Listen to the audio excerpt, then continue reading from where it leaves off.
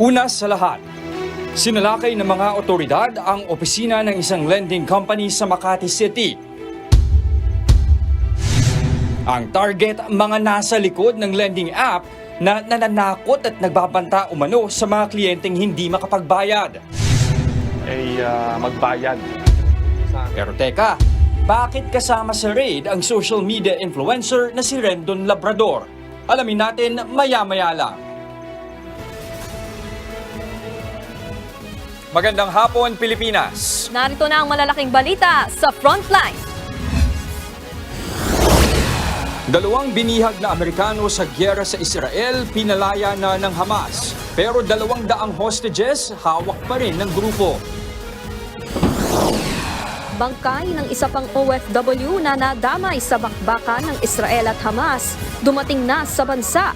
Mga namatay sa gera mahigit 4,000 na. Pangulong Bongbong Marcos ibinida ang naiuwing investment pledges mula sa Saudi. Crown Prince ng Kuwait nangako raw kay PBBM na aayusin ang labor issues ng dalawang bansa.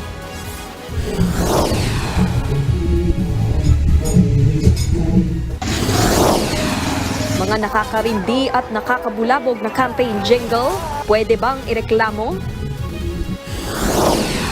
Kabilang ba kayo sa mga nakiuso sa AI photo generator app? Babala ng mga eksperto, pwede kayong manakawan dyan ng mga pribadong impormasyon. At romantic drama ng Don Bell na Can't Buy Me Love, trending na, #1 pa sa Netflix Philippines.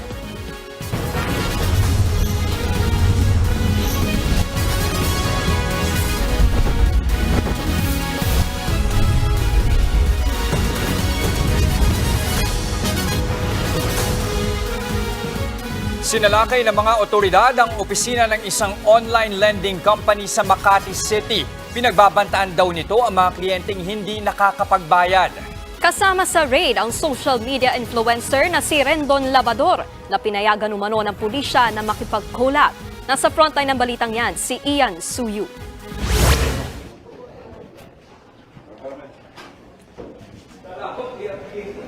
Bitbit ang search warrant, sinalakay ng mga otoridad ang opisinang ito ng Golden Koi Lending Corporation sa Salcedo, Makati kagabi. Ikinasa ang raid ng pinagsama-samang puwersa ng PNP Anti-Cybercrime Group, Presidential Anti-Organized Crime Commission at Securities and Exchange Commission. Target nila ang nasa likod ng online lending app na umano'y nananakot at nagbabanta sa kanilang mga kliyente. Illegal rin daw na nag-ooperate ang kumpanya. Hindi bababa sa 240 empleyado ang naabutan sa raid. Ang siste, naniningil ng malaking interes sa pautang ang kumpanya at kung hindi agad mababayaran, pinagbabantaan nila ang kanilang mga kliyente. Sa mga natanggap naming reklamo, may mga katulad ng abangan mo na yung riding in tandem, malapit na sa bahay mo, isusumbong ka na namin sa barangay, basically pamamahiya at saka pananakot. Bagay na itinanggi ng isa sa mga empleyado. So hindi po kami yun, sir. Hindi po kami nangaharas. Hindi namin pinipilit namin yung mga client namin dito na umutang po sila. Wala po kami hinihing collateral po. Ang ilang kaanak ng mga empleyado sumugod sa harap ng gusali nang mapanood ang Facebook Live ng vlogger na si Rendon Labrador na pinayagang sumama sa raid. Ito po'y nananakot. Ito ang trabaho lang nila. Manakot, mangharas, mamahiya. Para lang kayo ay magbayad. Sinumbong nyo sa akin. Dinala ko sa PNP. Pinuntahan ko, inaksyonan ko. Ayon sa PNP ACG, nakipag-collaboration daw sa kanila si Labrador. He is asking for a partnership with me, with us, with ACG, na tutulong siya with the advocacy. And that is fine. Wala akong problema doon. Kahit sino, with the same advocacy to spread public awareness. At gusto ko ring ipakita sa social media na dapat ganito yung content. Kasi marami pong tao ang hindi aware sa mga krimen na nangyayari ngayon sa internet. Patuloy pa ang investigasyon ng mga otoridad para matukoy ang mga responsable sa krimen. Posibleng maharap ang mga suspect sa patong-patong na kaso, kabilang ang paglabag sa Cybercrime Prevention Act at paglabag sa Financial Products and Services Consumer Protection Act. Nagbabalita mula sa Frontline, Ian Suyu, News 5. Nagkasunog naman sa Pasay City, 4 na pamilya ang nawalan ng tirahan. Sumiklab ang sunog mag-aalas 8 kagabi sa Barangay 13. Mabilis na kumalat ang apoy dahil gawa sa light materials ang mga bahay. Wala namang nasaktan. Inaalam pa ang sanhi ng sunog na naapula matapos ang mahigit kalahating oras. Pinaigting na ng pulisya ang paghahanap sa nawawalang Miss Grand Philippines candidate na si Catherine Camilon. Ipinag-utos ni PNP Calabarzon General Brigadier General Paul Kenneth Lucas na muling buhayin ang Regional Committee on Missing Persons. Sa ilalim nito, mas bibilis ang koordinasyon ng mga local police unit. October 12 nang huling makita si Catherine. Nagpaalam siyang papasok sa trabaho bago mawala. Naniniwala ang PNP na posibleng buhay pa ang beauty queen. Patuloy ang backtracking ng mga pulis para makahanap ng ibang lead sa kaso. Inaantabayan na naman ang pagdating sa bansa ng mga labi ng isa pang OFW na namatay sa pag-atake ng grupong Hamas sa Israel. Nasa frontline ng balitang yan si Rainiel Pawit. Magkahalong pananabik at pighati ang nararamdaman ngayon ng pamilya Alacre sa Cadiz City, Negros Occidental habang hinihintay dumating ang mga labi ng OFW na si Loretta Alacre. Si Loretta ang isa sa 4 na Pinoy na namatay matapos maipit sa bakbakan ng Israel at grupong Hamas. Kwento ng bunsong kapatid ni Loretta na si Aileen, day off ng kanyang ate at papunta sana ng Tel Aviv nang sumalakay ang grupong Hamas. Ng bahay ng amo niya. Naharang lang daw po sila sa sasakyan. Ilan po sila sa sasakyan? 4. Mga Pinoy din po? Chinese daw. Kaibigan niyo po? Opo, isang boyfriend niya. Naharang daw sila. Pero pinagbabaril. Taong 2015 nang huling magbakasyon sa Pilipinas si Loretta. Uuwi raw nga sana ito sa Disyembre para rito sa bansa magpasko at ipagdiwang ang kanyang ika-50 kaarawan. Dagdag pa ni Aileen si Loretta ang breadwinner ng kanilang pamilya. Bayan lang din kami magkapatid na matanggap niyo. Tanggap namin kapatid. Mismong si Pangulong Bongbong Marcos naman ang tumawag kay Aileen na nooy nasa Kuwait. Sinagot ng gobyerno ang pagpapauwi kay Aileen para maasikaso ang burol ng kanyang ate. Magbibigay rin ang Overseas Workers Welfare Administration o OWA ng financial at burial assistance. Dumating na kanina sa NAIA ang labi ng OFW. Nakatakdang sunduin ng pamilya Alacre ang labi ni Loretta pagdating bukas sa Silay Airport. Ididiretso nila ang labi sa naipundar na bahay ni Loretta sa Cadiz City.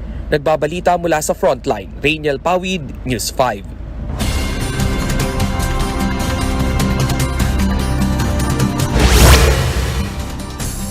Mga kapatid, ramdam nyo na ba ang paglamig ng simoy ng hangin ngayong nagsimula na ang amihan? Maraming lugar sa bansa ang nakapagtala ng maginaw na panahon. Sa Baguio City, 17 degrees Celsius ang naitalang temperatura. Pinakamababa na po yan ngayong araw. Malamig-lamig na rin sa Malaybalay, Bukidnon na 19.8 degrees Celsius. Sa Tanay Rizal, Kasiguran sa Aurora at maging sa General Santos City, higit 20 degrees Celsius ang naitalang temperatura. Habang 23 degrees Celsius naman sa Basco, Batanes, Cotabato City, Abukay, Bataan at Infanta, Quezon Province. Ayon sa Pag-asa, asahan ang lalo pang magpaglamig ng panahon sa mga susunod na buwan. Pero mababawasan din ang mga pag-ulan bunsod ng El Nino. Makararanas naman ang pag-ulan sa ilang bahagi ng Luzon dahil sa amihan. Magiging makulimlim din ang panahon na may kalat-kalat na pag-ulan sa Metro Manila, Cagayan, Isabela at Nueva Vizcaya. Gayon din sa Quirino, Camarines Norte at mga probinsya sa Central Luzon at Calabarzon. Dulot yan ng shear line o pagsasalubong ng hangin mula sa Hilaga at Timog. Abiso naman sa mga motorista, may taas presyo na naman sa petrolyo sa susunod na linggo. Sa tansya ng oil industry sources, higit piso ang madadagdag sa kada litro ng diesel. Hanggang halos piso naman sa gasolina. Ang presyo ng kerosene, posible ring tumaas ng higit piso. Paliwanag ng Department of Energy, bukod sa mataas na demand, nakaapekto rin ang gera sa Israel. Ito na ang ikalawang sunod na linggong taas presyo sa gasolina, habang unang price increase naman sa diesel at kerosene matapos ang magkakasunod na rollback. Susunod, OFW deployment ban sa Kuwait, posible na raw matuldukan ayon kay Pangulong Bongbong Marcos. Campaign jingles na walang pinipiling oras sa pambubulabog, inireklamo ng mga naririnding residente. At ilang Pinoy maaga nang binisita ang mga puntod ng kanilang mahal sa buhay mahigit 1 linggo bago ang undas. Lahat ng yan sa pagbabalik ng Frontline Pilipinas Weekend.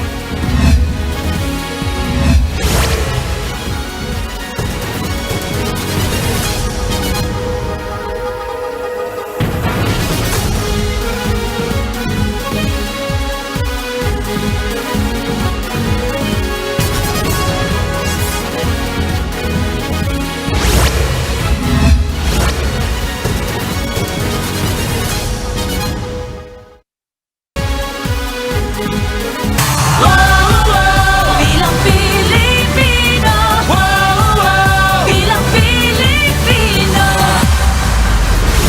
Naririndi na ang ilang residente sa maiingay na jingle ng mga kandidato sa barangay at SK elections. Pwede bang ireklamo yan? Nasa frontline ng balitang yan si Jenny Dongot. Ipinadala ng isang concerned citizen sa News 5 ang video ng tricycle na yan na panay patugtog ng campaign jingle ng isang kandidato ng barangay at SK election sa Hagonoy, Bulacan. Alas 8 pa lang daw ng umaga, napakalakas na raw ang pagpapatugtog. Ang masaklap pa, basta na lang daw iniwan ng tricycle na may videoke machine ng higit 1 oras. Kaya tulig na tulig daw ang mga nakatira sa lugar sa tuloy-tuloy na ingay ng campaign jingle. Kaliwat kanan na rin ang mga post sa social media ng mga nagrereklamo sa masakit sa tenga at ulong pagpapatugtog ng mga kandidato. Ayon sa Commission on Elections o COMELEC, walang nakasaad sa Omnibus Election Code ng limit sa mga oras ng pangangampanya, partikular sa pagpapatugtog ng campaign jingles. Pero may mga sari-sariling ordinansa raw ang mga lungsod at barangay. Tulad na lang sa Metro Manila na bawal magpatugtog ng malakas at magvideoke pagsapit ng alas 10 ng gabi hanggang alas 8 ng umaga. Huwag po natin kakalimutan na may mga umiiral na batas at ordinansa sa bawat lungsod at bawat munisipyo na nagtatakda po ng quiet time. Pagdating po doon sa napakaingay, meron po tayong batas doon sa noise pollution, sa environmental law po ito, na maaring ikadulot ng pagsasampa ng kaso sa kanila at maparusahan po sila ng pagkakakulong. Dagdag pa ng COMELEC, kung tutuusin, bawas pogi points pa nga raw sa mga kandidato kapag nakakabulahaw ang kanilang campaign jingle. Kapag kaya sila po ay namemerwisyo at nag-aabala ng kanilang mga supposedly ay botante, ang mangyayari po dyan, imbis na iboto sila, sila po ay talaga magagalit, sasama ang loob at hindi po sila iboboto. Bukod naman dyan, aaraw-arawin na raw ng COMELEC ang kanilang Oplan Baklas. Ito yung pag-aalis ng mga campaign poster na kung saan-saan ipinapaskil. Sabi pa ng COMELEC, asahan na raw ng mga nahuling kandidato na pagpapaliwanagin sila sa mga susunod na araw. Sa ngayon, higit 7,000 at 100 kandidato na ang pinadalhan ng show cause order ng COMELEC dahil sa umaring maagang pangampanya, habang higit 200 ang nahainan ng petition for disqualification. Paglilinaw naman ng COMELEC, hindi nila babaklasin ang mga poster na nakalagay sa mga pribadong ari-arian o bahay. Pero may kondisyon. Una, sumunod sila sa sukat. Ikalawa, kumuha ng permiso. Kaya po walang pahintulot ng may-ari ng bahay po na yan, ireklamo niyo po at illegal campaigning yan. Mahigpit ding nagbabantay ang COMELEC sa mga insidente ng vote buying. Nagbabalita mula sa Frontline. Jenny Dongon, News 5. Nagbitiw bilang Secretary General ng PDP laban si Melvin Matibag. Ayon kay Matibag, magkaiba na raw sila ng pananaw ng partido, partikular sa issue ng confidential funds. Naniniwala si Matibag na hindi dapat bigyan ng confidential funds ang civilian offices tulad ng Office of the Vice President. Isa pang dahilan ay ang pagsali ng kanyang asawa sa partidong Lakas CMD. Nilinaw ni Matibag na wala siyang sinalihang bagong partido. Nagpasalamat din siya sa chairman ng partido na si dating Pangulong Rodrigo Duterte.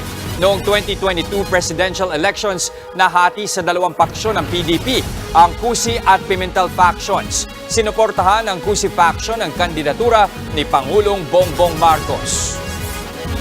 Natin yung position na nilabas ang chairman ng aming partido, dating Pangulong Duterte, tungkol dun sa confidential fund. So, I feel na baka po yung aking position is running against the position of the leadership.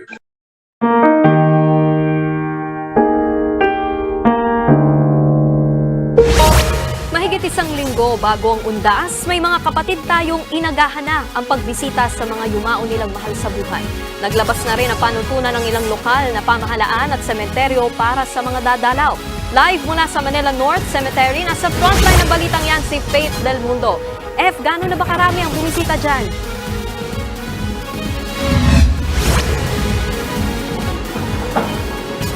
Nikki, no, may mga ilan na nga tayong mga naabutan na nagpipintura at naglilinis sa Manila North Cemetery. Mas mainam na nga raw yan na mas maaga para hindi na nga magsisiksikan, halo na papalapit ang undas. Unti-unti nang dumarating ang mga kaanak ng mga nakalibing dito sa Manila North Cemetery. Isang linggo bago ang undas, pinaganda ulit nila ang puntod na isang taon ding hindi nadalaw. Isa sa mga una nang naglinis ang senior citizen na si Aida Buanghog. Sabi ko sa asawa ko, agahan natin kasi hindi nakukuha yan ng isang araw. Si Raymond Berdano, sinabon at brush ang puntod ng yumaon niyang kaibigan na nakaugalian na raw niyang dalawin tuwing undas. Para hindi po makipagsabayan sa sa mga susunod na araw. Marami na pong tao. Pinagbabrush po namin, marami po kasing lumot. Para sa inaasahang dagsa ng bibisita, naglatag na ng guidelines ang Manila North at Manila South Cemetery. Hanggang October 25 lang pwedeng maglinis sa sementeryo. Magsisimula namang buksan ang main gate ng Manila North at Manila South simula October 30 hanggang November 2, 5 a.m. hanggang 5 p.m. Bawal na rin ang mga vendors sa loob ng sementeryo simula October 28 hanggang November 2. Tulad ng nakaugalian, bawal ding magdala ng mga baraha, bingo, alak, at iba pang matutulis na gamit at karaoke sa mga panahong yan. Sa Garden of Life naman sa Mandaluyong, may ilan na ring bumisita ng maaga. Bukod po sa marami pong tao, mas maganda pong bumisita ng maaga para po hindi po masiksik ng crowded. Yung panahon ngayon, hindi pa naman natin masabi, di ba? Tapos bata, masyado silang prone sa mga kung ano-anong sakit doon. So baka mamaya hindi mo masabi, mahawa pa or whatsoever. Kaya mas safe na rin na agahan na rin namin yung punta. Ayon sa pamunuan ng sementeryo, magdadagdag daw sila ng CCTV para sa seguridad ng mga bibisita ngayong undas. Dahil inaasahan ang pagdagsa ng tao sa November 1, papayagang iuwi ang mga urn ng namayapang mahal sa buhay sa kanilang bahay simula October 23. Kailangan itong maibalik ng hindi lalagpas ng isang linggo matapos ang undas. Yung 7 days before and 7 days after, you can borrow yung urn nila para kung sila sa bahay sila, kung sila pumunta probinsya. Sa ngayon naman, wala pang paggalaw sa presyo ng mga bulaklak sa Dangwa. Ang Malaysian Moms na bundle at 3 pirasong statis nasa 150 pesos. Nasa 100 naman ang bundle ng Hydra. 100 hanggang 1,200 pesos naman ang mga bulaklak na may design na krus o puso. Posibleng sa susunod na linggo raw magtaas na hanggang 50 pesos ang mga bulaklak sa Dangwa.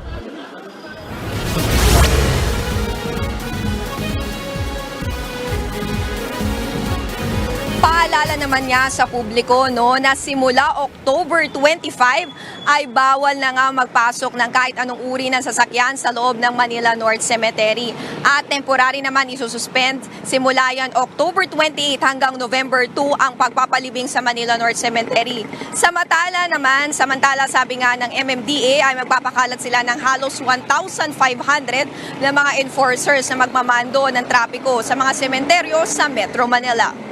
Jess, Nikki? Maraming salamat, Faith Del Mundo. Susunod, paggamit ng mga AI-generated photos ng mga kandidato, maituturing daw na panloloko dahil naiiba na ang itsura. Maginang tumatawid sa Russia at tumilapon matapos mabangga ng kotse. At hit series ng Don Bell na Can't Buy Me Love, #1 agad sa Netflix. Huwag kayong bibitiw, nagbabalik pa ang Frontline Pilipinas Weekend.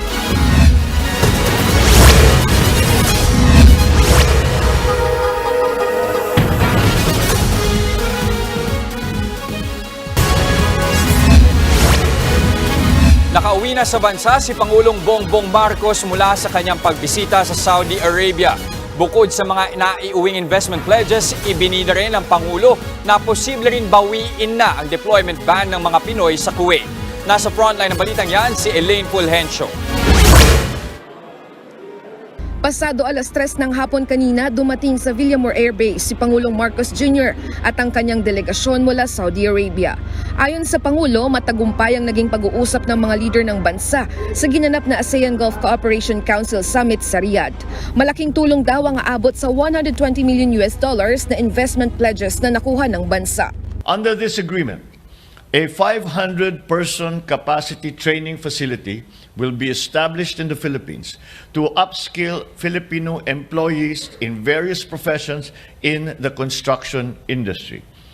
The facility aims to train at least 3,000 Filipinos a year and more than 15,000 Filipinos in the next 5 years, ready for deployment with their newfound skills.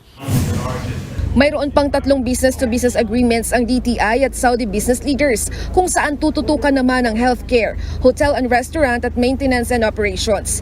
Maging ang usapin sa employment ban sa Kuwait na talakay ni PBBM kasamang Crown Prince ng Kuwait. Posible raw na alisin na ng Kuwait ang ipinataw na deployment ban sa mga Pilipino. He was very effusive in saying that we should remove all of those and we should continue as we had done before. Now that will end and we will now return to the normal state of affairs with the Kuwaiti government, and in fact they have moved very quickly. They have already started discussions at the ministerial level, at the ambassadorial level as well. Ayon pa sa Pangulo, tiniyak din ng pamahalaan ng Saudi na isinasaayos na ang hindi nakuhang sweldo ng aabot sa 10,000 OFW matapos mabankrupt noong 2015. Bago naman bumiyahe pa uwi ng bansa si Pangulong Marcos, nakipagkita siya sa Filipino community sa Riyadh. Marami sa kanila, pawang mga nasa professional sector gaya ng mga nurse, accountant at engineer. Nagbigay pugay ang Pangulo at tiniyak na tututukan ang kapakanan ng mga OFW na nagtatrabaho sa Gulf nations. Nagbabalita mula sa Frontline, Elaine Fulgencio, News 5. Nananawagan sa COMELEC si Senator Francis Tolentino na aksyonan ang paggamit ng artificial intelligence sa kampanya. Sa gitna yan ng nauusong AI-generated photos kung saan nababago ang itsura ng isang tao. Ayon kay Tolentino, maaari nitong malabag ang prinsipyo ng pagiging totoo sa kampanya. Kaya mungkahi niya sa COMELEC gumawa ng polisiya tungkol sa paggamit ng AI sa mga paggawa ng campaign materials sa eleksyon.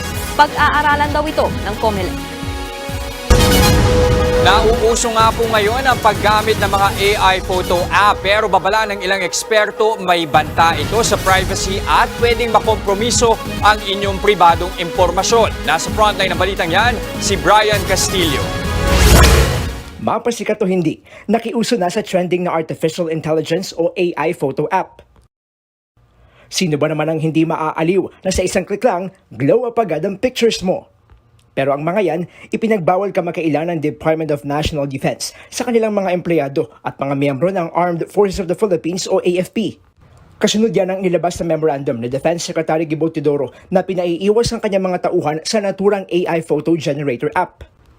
Malaki raw ang banta sa privacy at seguridad ng mga AI photo editor apps na nagpapasubmit ng 10 larawan ng user. Maaari raw magamit sa paggawa ng mga peking profile ang mga impormasyong makukuha ng app. Posibleng mauwi ito sa identity theft, phishing acts at iba pang iligal na aktibidad. Natanggap na raw ng AFP ang kautusan mula sa DND. Tingin ng IT expert na si Art Samaniego, makatwira ng utos sa Secretary Gibo. Higit daw kasi sa mga litrato, may nakukuhang ibang impormasyon ng mga netizen, ang mga AI app. Hindi na rin daw bago ang pagbabawal sa uniform personnel na gumamit ng mga app na may artificial intelligence. Sa ibang bansa kasi pinagbabawal talagang gumamit ng mga app na to, pati ibang mga social media accounts. Ang warning na to tama lang dahil yun nga sensitive kasi yung mga information at mga data na kinokollect ng mga government agencies na to. Dagdag pa rin sa Maniego, mapaempleyado man ng gobyerno o hindi, dapat maging maingat at huwag basta-basta madaan sa pagkaaliw sa mga AI app para hindi manakaw ang inyong mga personal na impormasyon. Nagbabalita mula sa Frontline, Brian Castillo, News 5.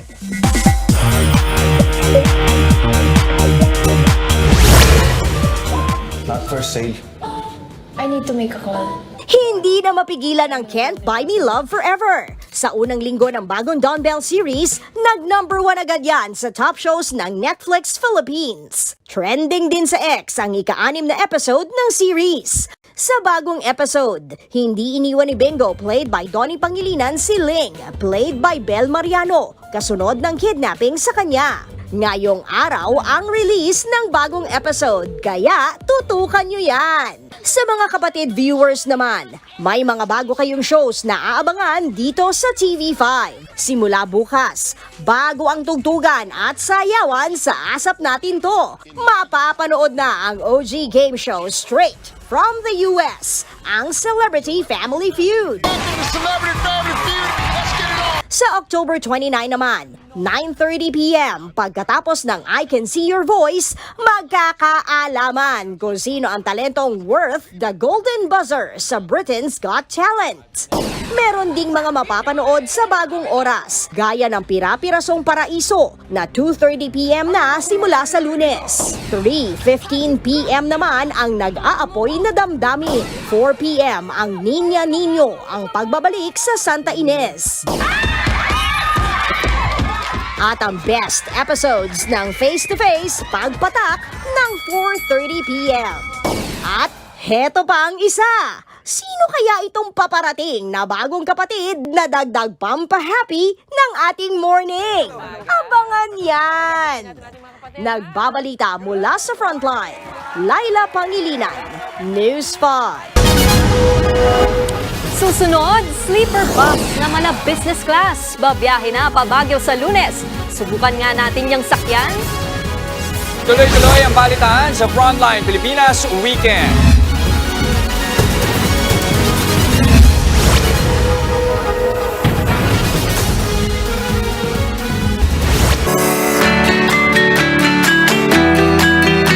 Mondi, nauna na sa me time niya. O mga kapatid, 65 days na lang, Pasko na. At yan ang mga balita mula sa Frontline ng Pilipinas ngayong weekend. Mga balita at impormasyon para sa mga may alam at may pakialam. Ako po si Nikki De Guzman. Kami ang inyong mga kasangga sa pagbabalita. Ako naman po si Jess De Los Santos. Magandang gabi, Pilipinas.